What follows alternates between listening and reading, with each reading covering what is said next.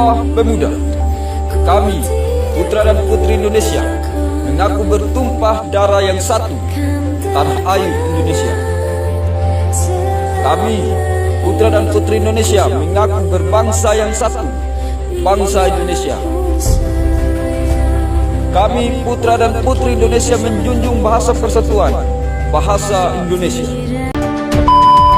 Dulu Sumpah Pemuda dirumuskan melalui Kongres Pemuda II pada 27 sampai 28 Oktober 1928 di Batavia atau Jakarta.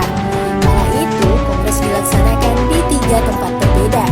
Rapat pertama di Gedung Katolike Jonglengenbon pada 27 Oktober 1928. Terus rapat kedua dilakukan di hari Minggu pagi 28 Oktober 1928 di Gedung Ostjava Bioskop.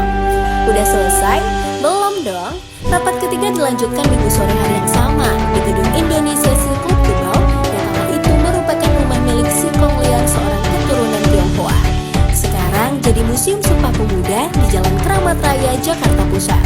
Kongres dihadiri berbagai wakil organisasi seperti Yang Java, Yang Kranenbon, Yang Selebes, hingga Yang Bataksbon dan lainnya. Menjelang penutupan, Ketua Kongres Sugondo Joyo Puspito terkejut soal lagu yang mengandung kata merdeka dalam partitupnya. Khawatir peserta akan ditahan, dia pun meminta W.R. Supratman untuk membawakan lagu secara instrumental menggunakan biola.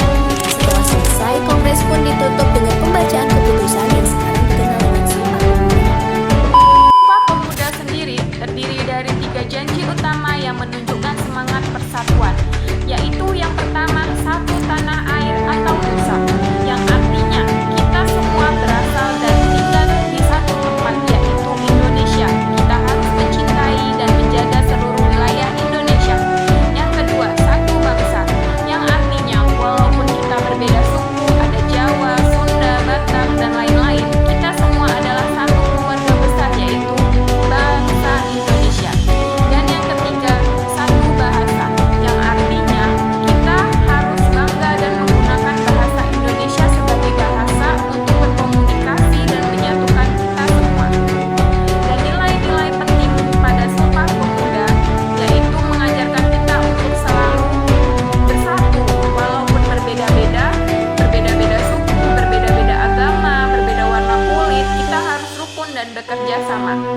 Yang kedua yaitu cinta tanah air, menyayangi dan bangga menjadi bangsa Indonesia, seperti contohnya belajar yang rajin, menjaga kebersihan lingkungan, dan lain sebagainya. Dan yang ketiga, menghargai perbedaan atau toleransi, yaitu tidak mengejek teman yang berbeda suku atau agama, dan tidak mengejek teman dengan warna kulit yang berbeda. Dan yang terakhir, mengutamakan kepentingan bersama, yaitu lebih mementingkan kebaikan untuk sekolah atau masyarakat daripada kepentingan diri sendiri. Adapun contoh nilai Sumpah Pemuda yang harus diterapkan di sekolah yaitu menjaga kebersihan sekolah dan lingkungan sekitar, karena ini adalah tanah air kita yang kecil. Dan yang kedua yaitu bermain tanpa membeda-bedakan teman, walau berbeda suku, ada yang Jawa, ada yang Batak, Papua, dan lain sebagainya. Dan yang ketiga yaitu berbicara menggunakan bahasa Indonesia yang baik saat di kelas atau bersama teman dari daerah lain. Yang keempat, mengutamakan bersama atau kerja kelompok dengan rukun dan membantu teman yang kesulitan memahami pelajaran.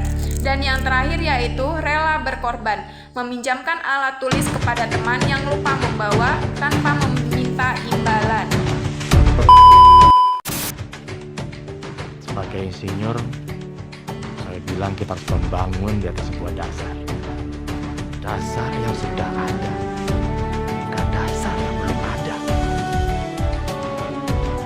Itu juga negara Indonesia. Merdeka harus dibangun di leher dan bahu yang kokoh, di atas dasar yang sesuai dengan sejarah